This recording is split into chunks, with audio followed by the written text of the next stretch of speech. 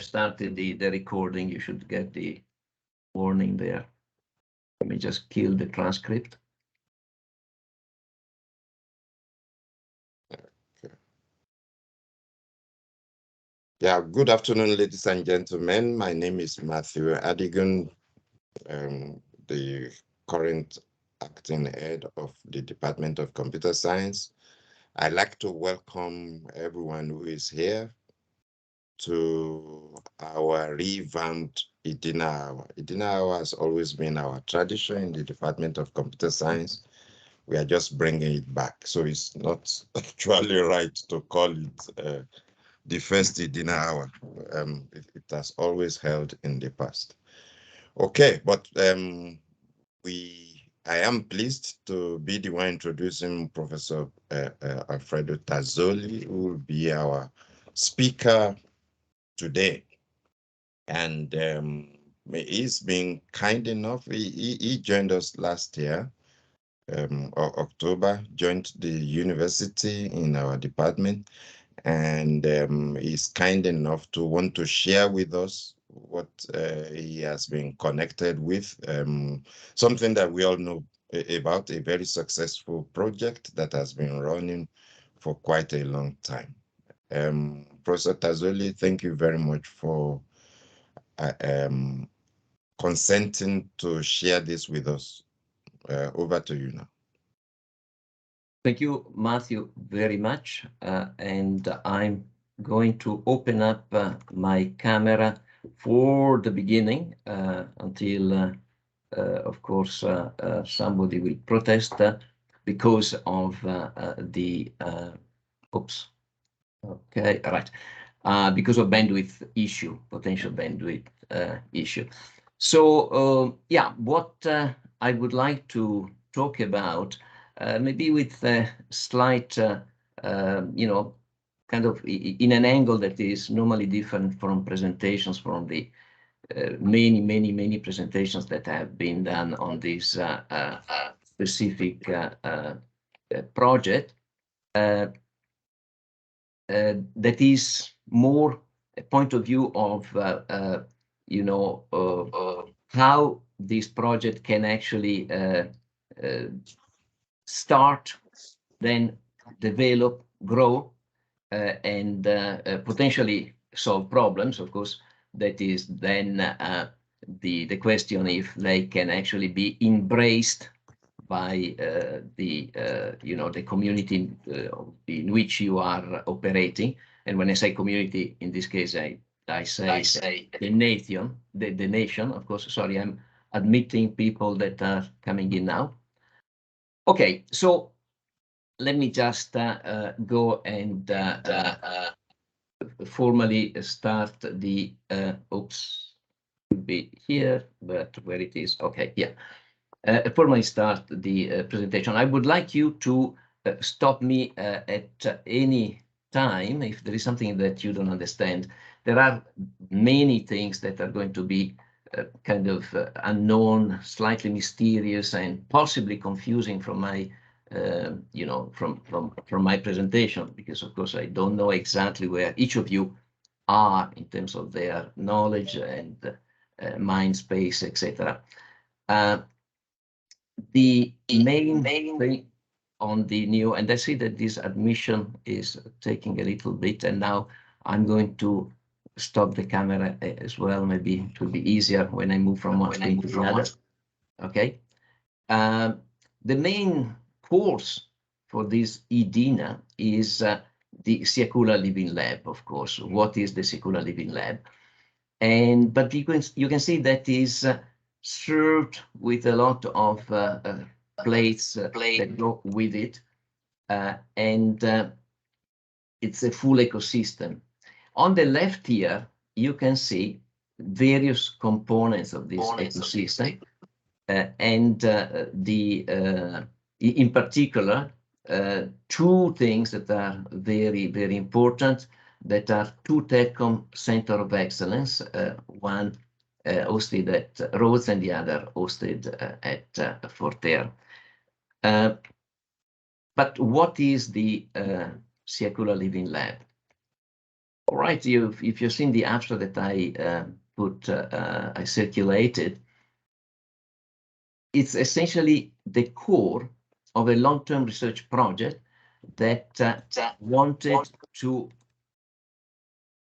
look into a future that was reconnected poor communities, reconnected not just, of course, to the internet or to a network or something, but reconnected to the production processes, the education processes, etc., etc.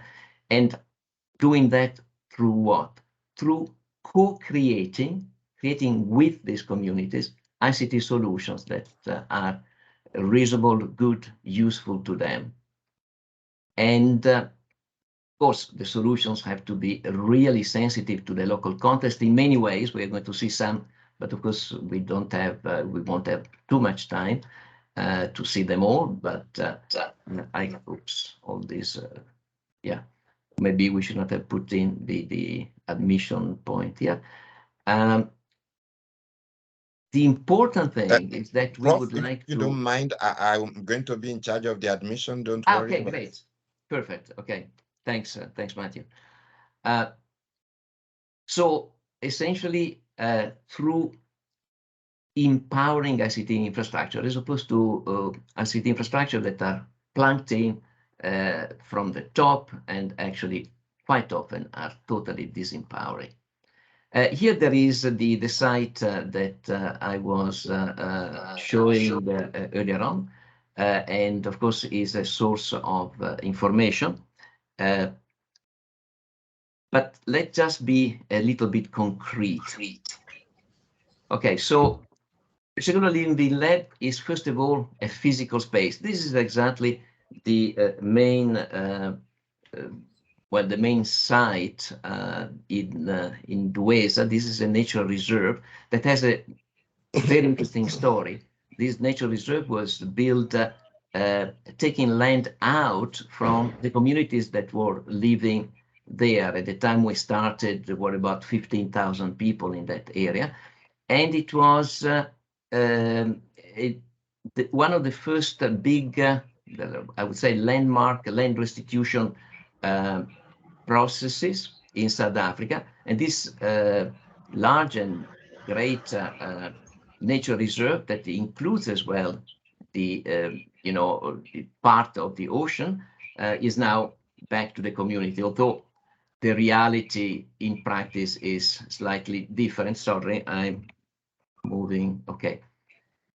So that is the site of the thing, physical space with its own difficulty. This is one of the vehicles of the project. This is, you can see, is a low water bridge where the water is no longer too low because it's been raining.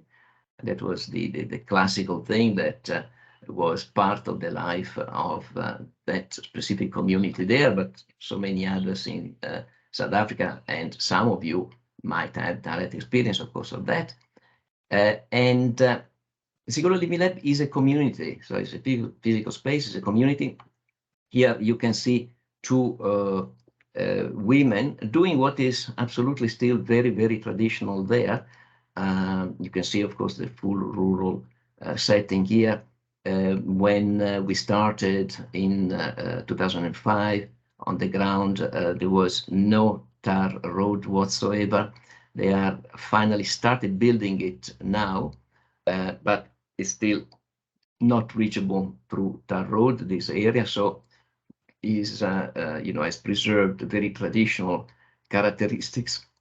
But of course, is a lab as well, is a living lab. This is an example of one of our access points, one of the one that worked quite, one of the best actually for the community. This is the Ngwane, located in Ngwane School. You can see members of the communities here that are doing stuff, and in fact, it's a pity Paul is not here. There are people that you would have would recognize in this picture.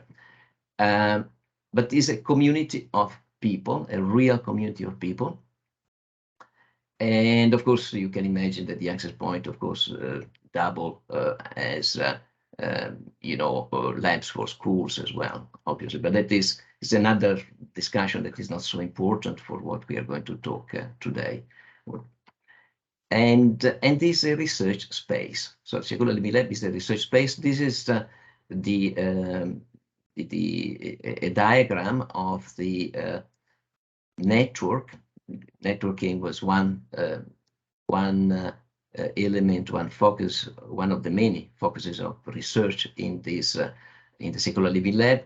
This is one of the this is the main network infrastructure, and in 2 ways, of course, and it was actually the first real WiMAX deployment in rural areas in South Africa. Okay, so research space, and means, of course, you say researching what? Okay, we can actually go and click on the site I was talking to you about on the project activities, and you can see, let me just enlarge the stuff a little bit. Here we are. Okay, for the moment, let's just forget about the methodology. Of course, it's an interesting thing, but the research on that is less important right now. E-services provisioning, of course, finding out what services would be useful, what services would be sustainable, what services will be absolutely useless, etc., etc., etc. Then one important focus that then became at a certain point the most important and the almost, I would say, the only focus, the sustainability. Sustainability, of course, has to be culture. Sustainability must be, being part of the life of the people, the way they know life and they relate to life. There is technical sustainability, of course, as well, but most importantly, and we realized very soon that that was really the crux of the matter, so we pushed quite a bit the research in that direction, is the financial sustainability. Okay, by the way, if you one of these sections, you can go and check out the publications that have come out in that specific section, and you're going to see that there is a big amount of stuff. This is just a selection, and by the way, the thing, let me just go back here. This site stopped being updated at the time in which the major results have been achieved. The group could not sustain themselves any longer financially, so various people, of course, had to go and pick up jobs in other places, etc., etc., and stopped at the end of 2015. All right, I'm not saying this in any bragging sense, if you allow me to say that. If you go and check the amount of the publications that have been done, etc., is actually quite substantial. So it's not so much bragging, just to give you the feel of how, if you start working on problems that are triggering the interest and the attention, first of all, of the people that want to research them, and then, of course, of people outside, and then, of course, the attention of the community, etc., then the process becomes organic, very vital, very soon. And things like research productivity, etc., becomes a no issue, actually. All right, it's just developed on its own. Then, of course, there is the networking per se, that is still fundamental, of course. And then monitoring and evaluation, of course, that was another continuous focus that we did through other departments. That's the other story I'm going to tell you in a moment. And then, stuff that is less, in a sense, core to computer science, is fundamental, of course, in information systems, such as user elicitation requirements. Okay, so, and that is just a summary, a quick summary of the thing. And then, of course, there are plenty of publications. You can go and see the publications there. which we have already had a glimpse, but now, you can see the various section. In every section you click and you just open up and blah, blah, blah, etc., etc. And then a little example of, oops, as usual, I wanted to highlight, but I don't have a highlighter here. The little example is actually somebody that most of you know, which is Paul. Okay, you can see here is the main author of this specific paper, because he did actually his master's within the Siyakhula Living Lab, and this is a paper that was presented at SATNAC. Some of you know that is the specific, well, probably the biggest actually ICT conference in South Africa, certainly in terms of size and delegates. Still, I think is the biggest. That has an academic side to it. There might be other conferences that are bigger in terms of delegates, but they do not have an academic side to it. SATNAC does. The main sponsor is Telkom, as some of you know.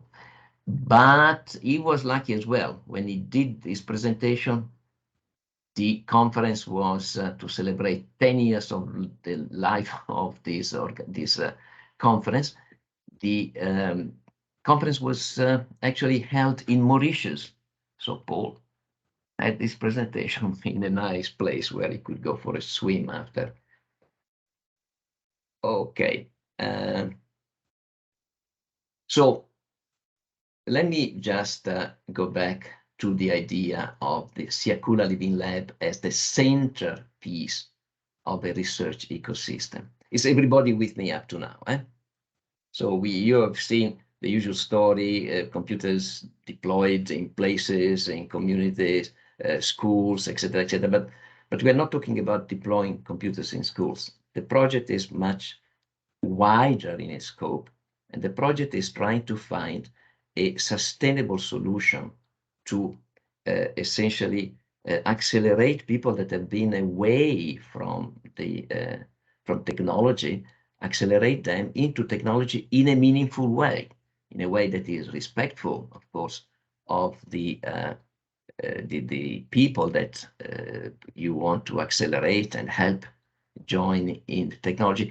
And you don't want to make them simply followers or consumers, etc. You want to make them actors in this space. Okay, so and that is the reason why, of course, to try to find solutions, you need to really spend time, week over week, months over months, etc., with these communities, which is the reason for this Living Lab, the centerpiece of the ecosystem.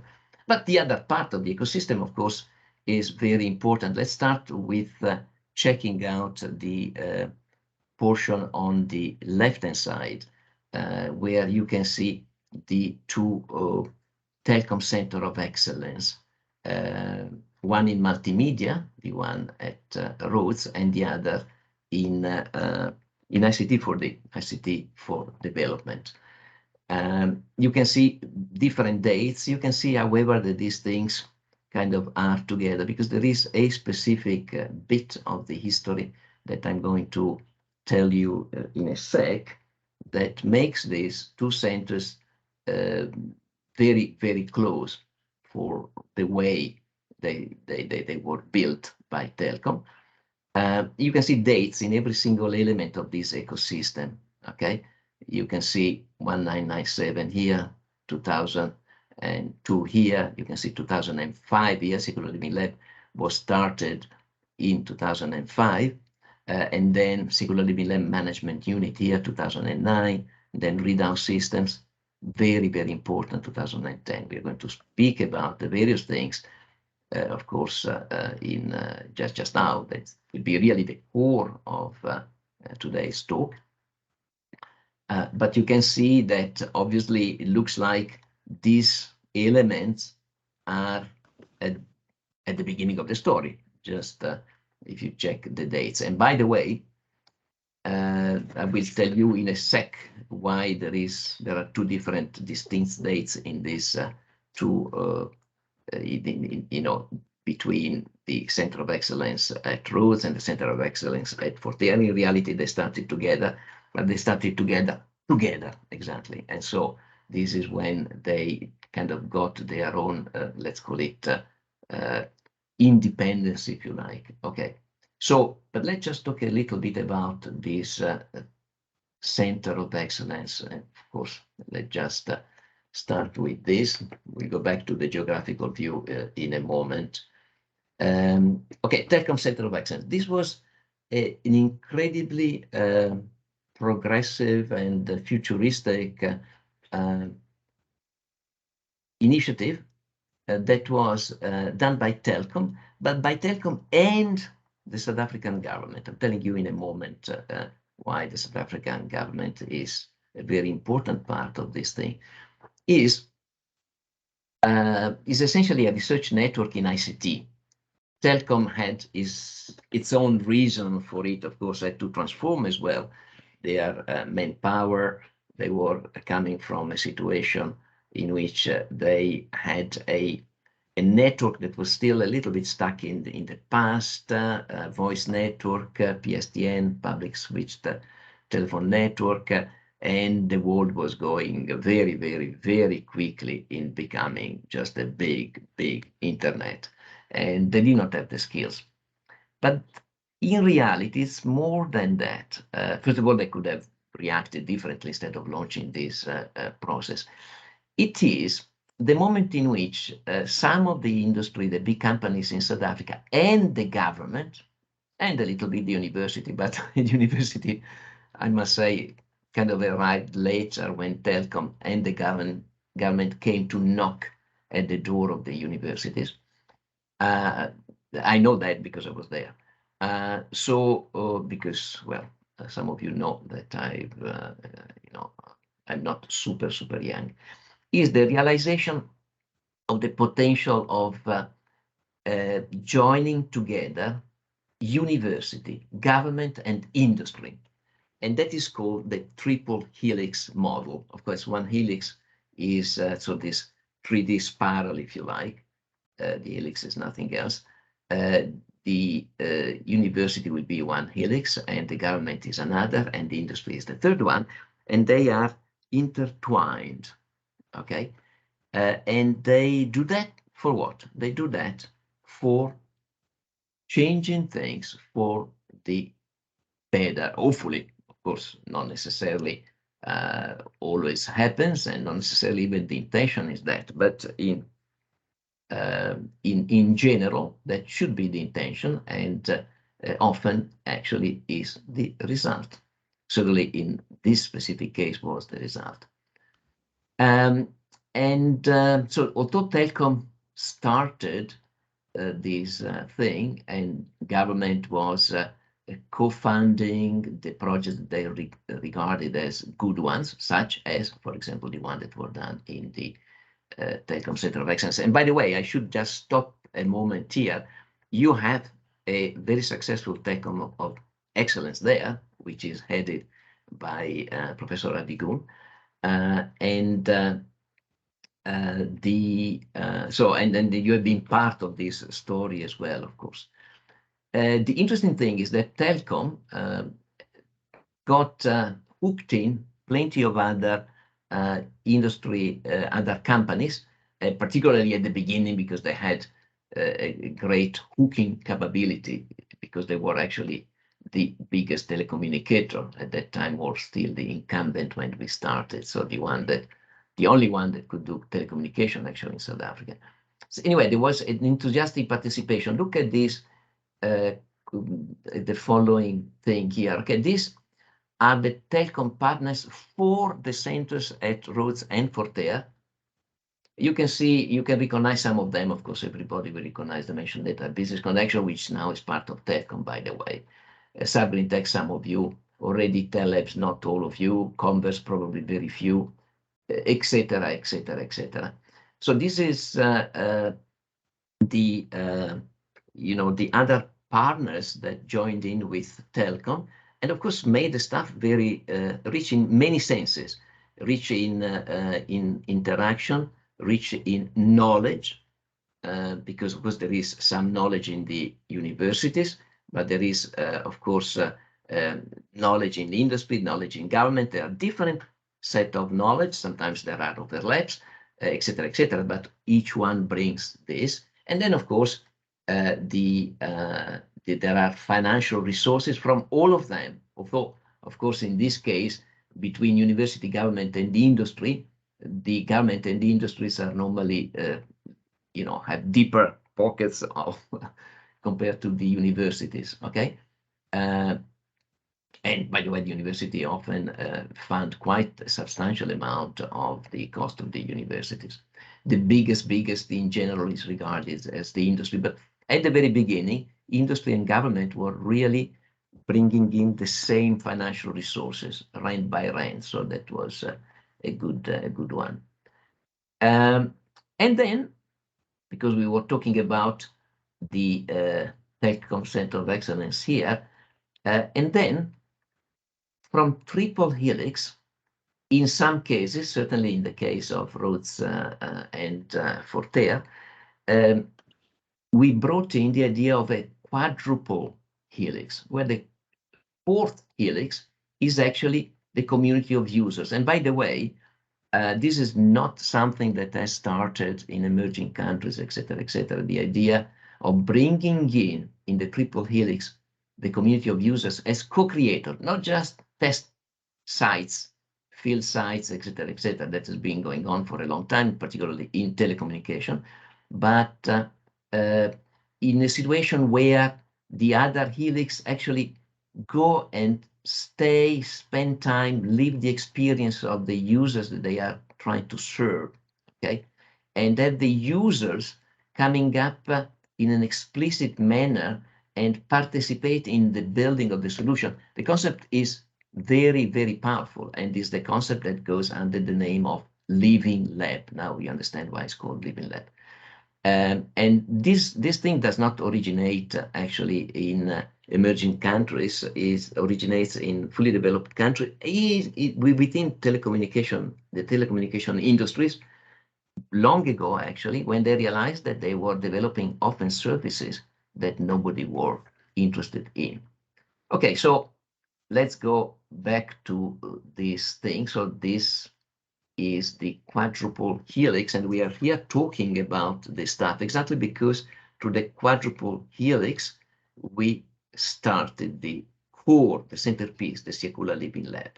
All right, let's go and say just a couple of words on these dates here. Telkom, when they started, had a pretty good idea on how to force university to work together. Sometimes universities are keen to work together, sometimes they are not. And the Telkom brought in immediately both the carrot and the stick, maybe a carrot through which you could beat as well people into compliance. And it was good. It was very, very good. It was saying, okay, we want to have, here there are big, interesting, large resources in ways that you've never seen up to now, and it's absolutely true. That was made almost disappear all the previous, research funds that were in both universities. It certainly in the computer science department. Okay, everything else paled. All right, but to do that, if you want to see that, you've got to work together. And so the two universities worked together. The two computer science department started interacting really full time, and and in fact, for quite a bit, I actually I shared my time exactly 50-50 between the two universities, and that created a very good synergy, and the size that allowed us to go and put down this stuff. Synergy, size, knowledge, etc., etc. And again, various parties bring various different types of knowledge, but all essential when you're trying to solve a real problem in the real world. All right. So here is the situation, and we see essentially these two elements that are built in the centerpiece, and then what is happening? This centerpiece start growing, of course. The research start growing, and by the way, one thing for which I've not put in a slide, but there is a booklet. Let me just run quickly at the end of this presentation. Here there are, this we already explored. These are two documents that are available on Google Drive that you can just go and check out at the end. And you are going to see it both here and here. The importance of opening up to other researchers, which we did pretty quickly. So let's go back to this thing. The centers became the catalysts of activity that was fully multidisciplinary. In fact, the choice of the location for the Living Lab was due to a lucky break with the anthropology department at Rhodes that had helped the community to in the land repossession court case, which was won, of course, and that was very important. It was very important to understand the community, etc., etc. Very immediately, we brought in the information system department, who was very keen. The communication department, very important in both universities. Very important, the African language department, very important, because of course the language was a big issue, particularly in deep rural areas where we were operating, and it was an issue that was linked deeply to culture and value system, etc., etc. So it was something on which we needed to understand. I mean, we were, of course, technical people, and you have to understand that although you're very good in certain things, well, you're very bad in others. Okay, and for that you need the help of people that are probably bad in your things, but very good in other things. Sociology, the sociology department, of course, was another important thing, exactly because there was all the interaction that was across culture, across languages, etc., etc., across nationality quite often as well. Right. So there is essentially a partnership that were developed by this the Center of Excellence in with other departments in the universities in an organic format again, and everybody was, of course, contributing what they could and repaying whatever they had, you know, for academics. An important currency is the publication of their work, etc., etc. And so obviously each one of these departments brought in were happy to contribute and get in exchange what for them was an important currency. Right.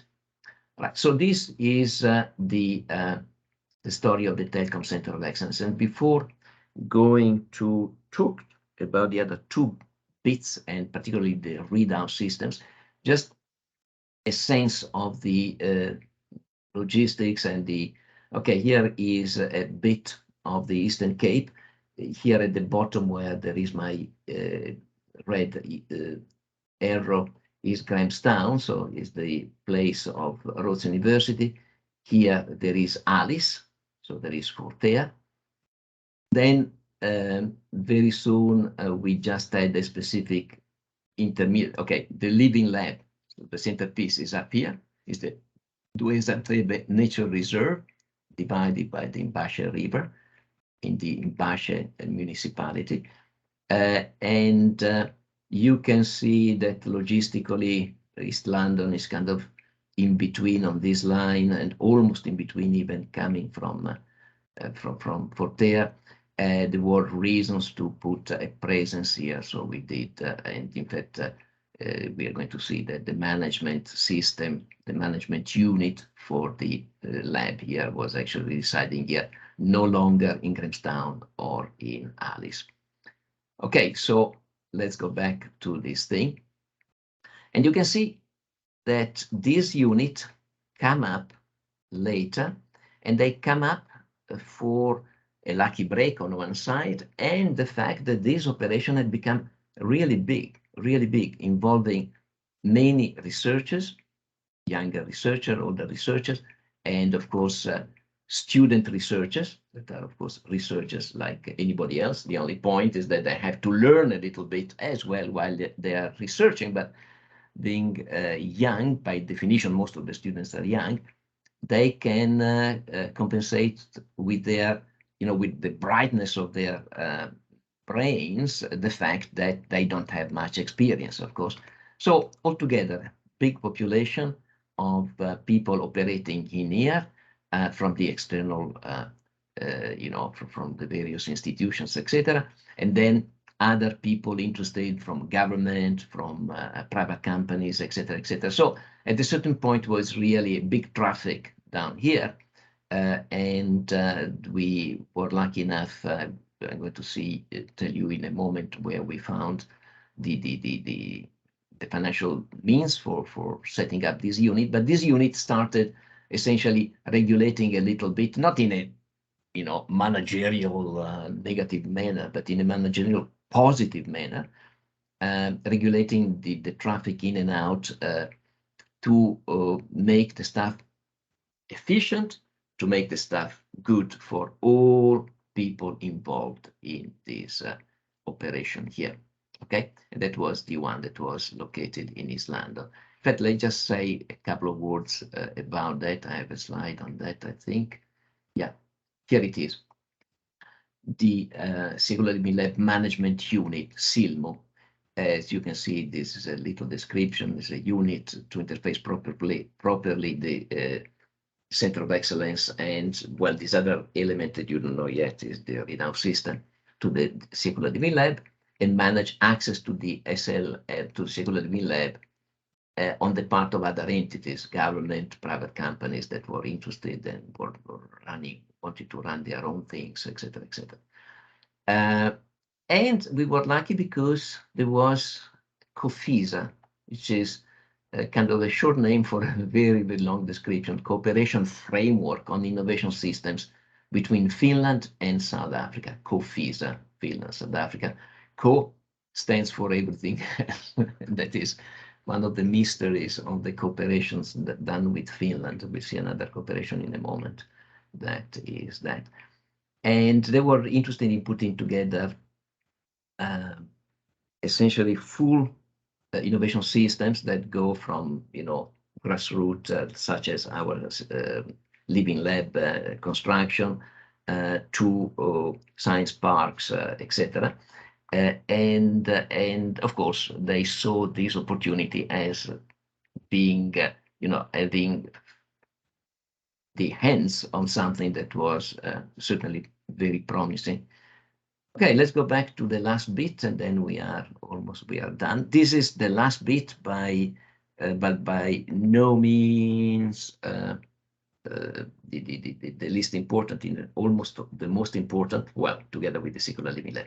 This is actually, initially, at least, when it was put together, 2010, beginning of 2010, is a software house. A software house to do what? Well, a software house to productize, make of industrial strength the innovation that was generated within the Siyakhula Living Lab, interacting with all the bunch of people here. Okay, there are just the Center of Excellence here, but remember, there are anthropologists, there are sociologists, there are linguists, there are information system people, there are the people that are, that know about communication, etc. Okay. And these people were putting out stuff. Sometimes were prototypes for thesis, sometimes were prototypes for a bunch of theses, etc., etc. And this thing was the one that was tasked with picking up the innovation that was coming and where it was promising, just develop something that had industrial strength, etc., etc. And here we were able to do that. Many people, many institutions feels the need of doing that.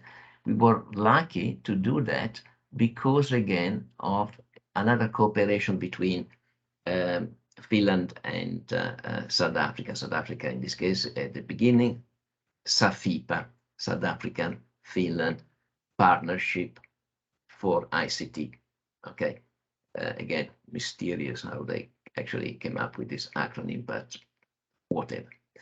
And so initially it was just a software house. Then later on, when we tried to make it commercially viable, we just became a little bit of solution providers at all levels, from training to research, of course, paid for research and deployers of infrastructure, etc., etc. All right, but initially it was just a pure software house. And the main thing, let me see. Okay, let me just give you an academic little point of view. This is a picture that is really just kind of constructed more than anything else. It was constructed during one of the theses on building e-commerce site. That was the initial idea, to start bringing in some money for this community. And of course, was a wrong idea in a sense, or could have become reasonable. And everybody was doing at that time this type of thing. But in reality, the problem of in these communities, in things in places like the Siyakhula Living Lab, in the actual instantiation of the Siyakhula Living Lab, is that you don't have money in the communities. You have to bring money out of the community in a more structured way than just selling the little production that is done.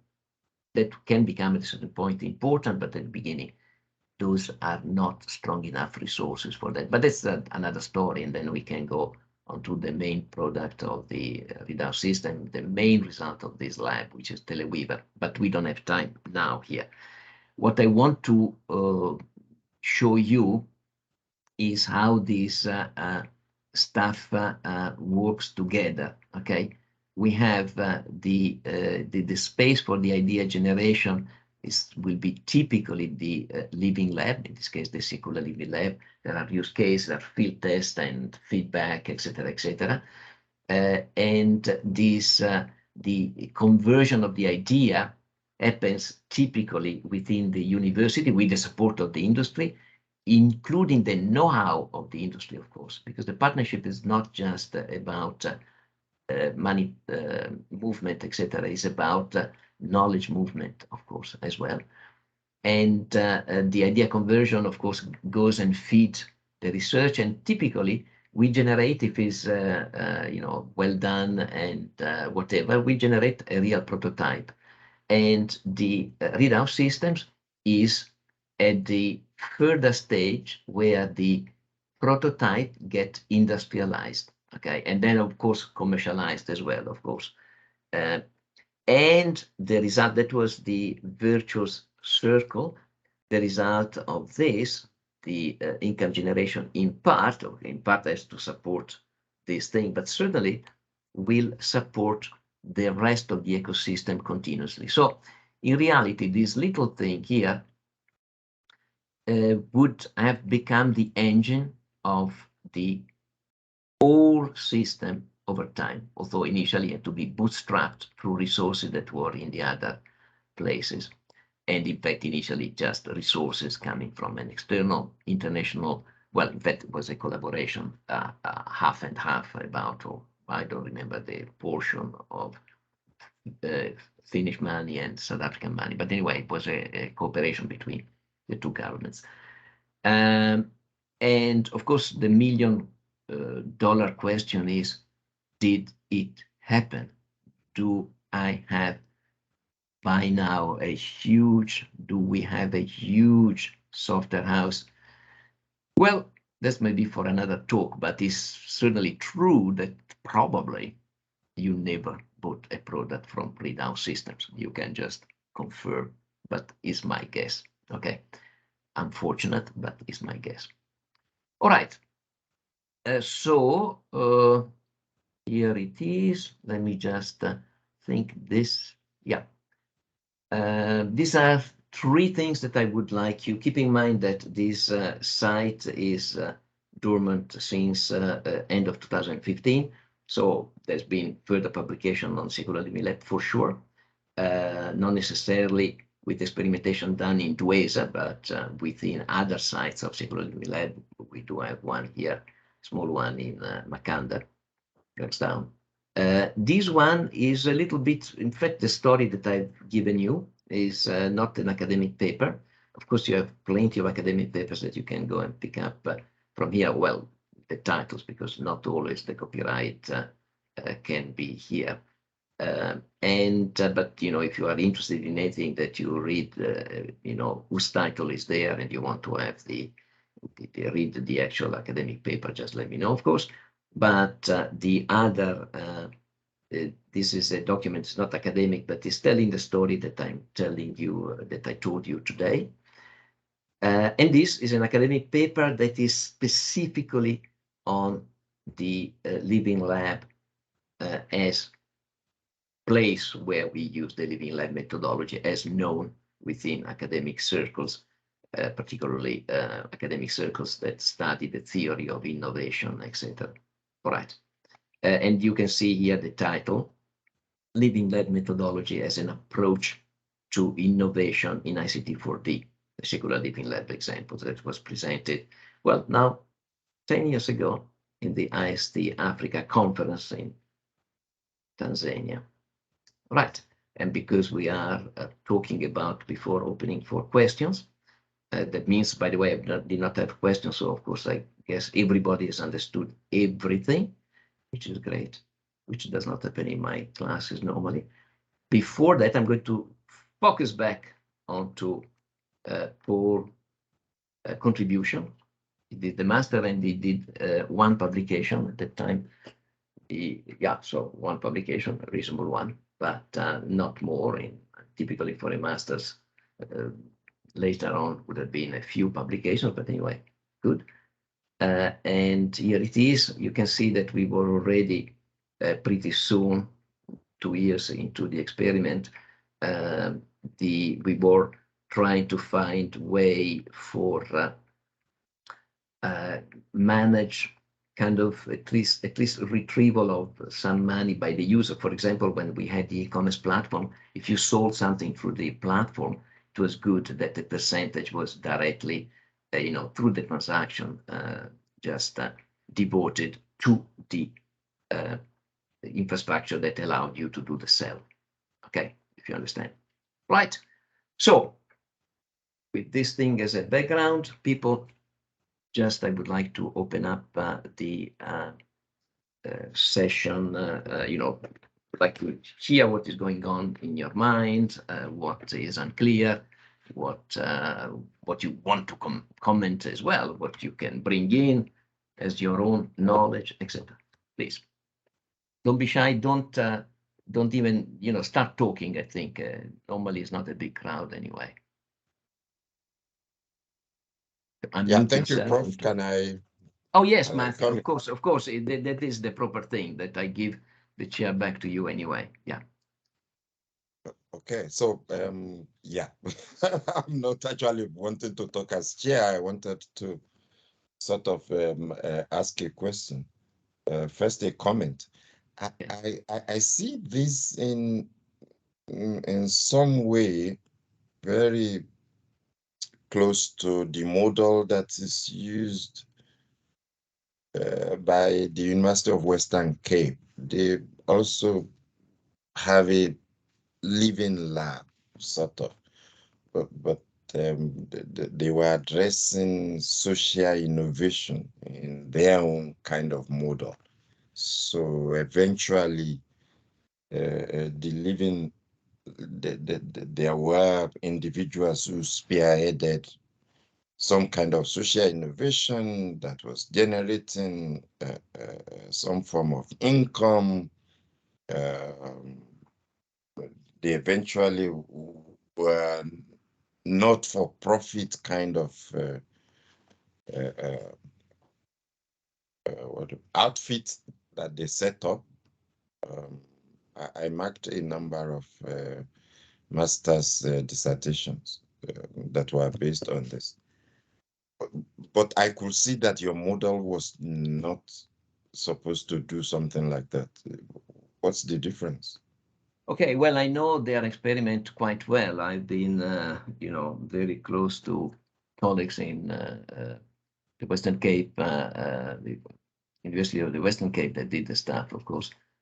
And the fundamental thing, of course, that is historically a living lab that starts a little bit later, but, I'm not here to say, to put the flag, oh, we arrived to the top of the mountain before you or something. I really don't care.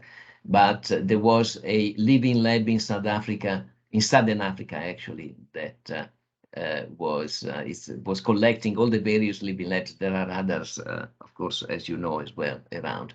The major difference between us and them is that while we were totally believing in grassroots innovation and in grassroots solving of the problem, we had a different idea of what would be the solution.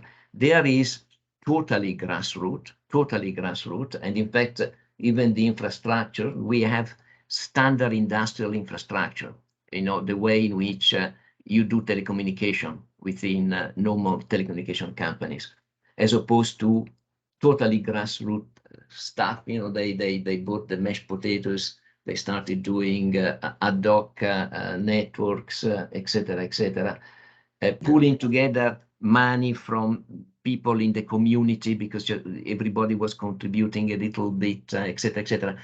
For us, that would have been way too slow to change the situation.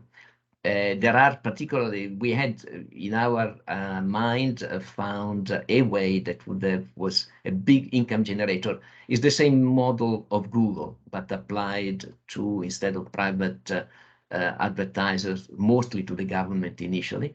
And actually, we were quite advanced in the conversation with the government to conclude the deals, which at the end did not pan out, of course, unfortunately.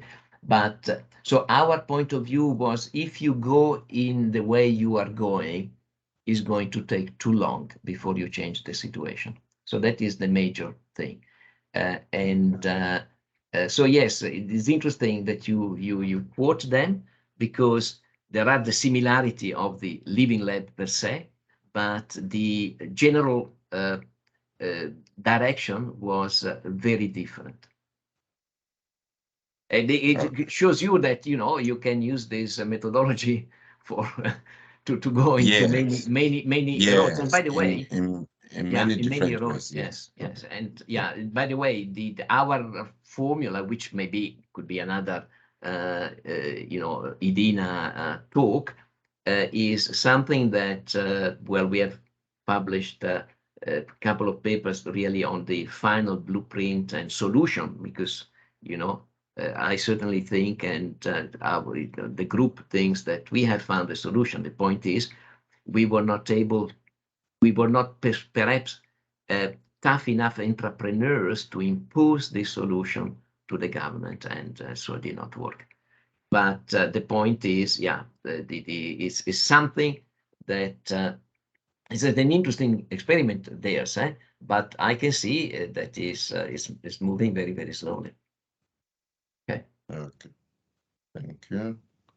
Yes, any other question? Well, I would like really some questions, including there should be, yeah, there are here some honors. I could see them, honors of my class. Yeah, we have 5 minutes to go. Any questions? Just 5 please? minutes, of course, is something, must be a quick question.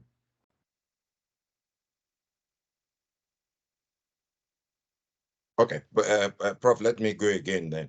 Yeah. I'm aware that CPUT were also involved in some kind of living lab. Do you know what that is? And is that connected with the LISA thing? Yes, they were connected with LISA. Absolutely. Okay. It was Here's a more, question. More local, yes, just a moment for the other question. Is the CPUT was more government-led as opposed to university-led, which is the case for Fortea Roads and the University of Western Cape. That was more government-led, provincial government. Okay. Okay. There was a question here. Okay, please. Yes, my question is, since Prof, you said the Siyakhula Living Lab is also a community project, and Telecom Center of Excellence is also hosted here in the University of Zululand. Can this Siyakhula Living Lab project be implemented here in Dlange as was in Deosakwabe? That's an interesting question, and there might be some interest, I guess, and of course, Matthew will know more than me. Certainly, you know, potentially the community engagement office would be interested as well. And we don't need, I mean, we don't need to go and just, you know, this is knowledge that can be transferred somewhere else. We don't need to use the same, you know, brand, if you like. The point is, that's an important realistic point. I could say, yeah, let's go, whatever. The realistic point is that this experiment worked because of many things came together at the same time. Okay. And of course, willing researchers, young researchers and students, etc., is very, very important. But of course, you need the financial muscle as well. And at the time where we started, the centers had really very strong financial muscle, as of course somebody in this meeting remembered, that are not exactly the capability that is available now in the centers. You understand? But that does not mean that should not be done at all. I'm simply saying that one has to be probably realistic and try to find, based on what has been happening, and we are almost done here with the time, to find if there is somebody, either because has a great entrepreneurial spirit or because is well connected, or is able to convince, for example, the important partner here, which would be the government, to move in. Then is a different story. And then certainly would be really worth restarting the whole thing.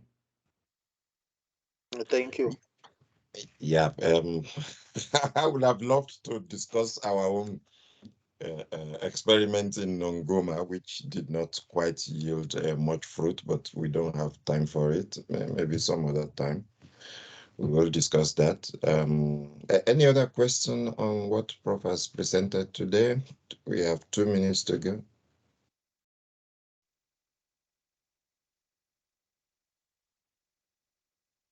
I know that everybody wants to ask questions, but maybe they're shy and they are going to send me tons of email. Okay. Yeah, that's fine then. Okay, so that's a pointer for me to then say thank you very much to Professor Tazoli for this interesting presentation. The students have been acknowledging you on the chats. Yeah, we really are very grateful for starting off our revamped dinner hour. It's not the first dinner hour presentation, it's just the first of the revamped one. So we hope we are going to have another dinner hour next week, because this is a weekly thing. It's just that we do not have a speaker yet.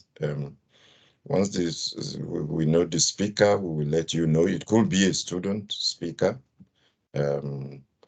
It could be Dr. Akinola, if he wants to present something to us from his PhD thesis, or it could be somebody else.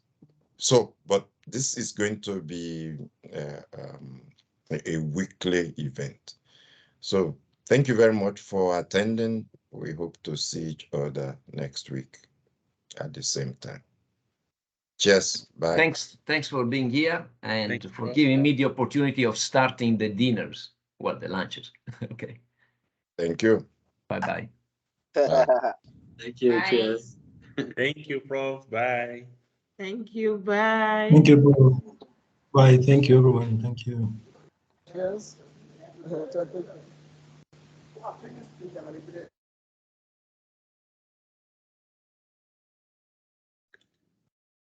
Let me just actually stop the recording.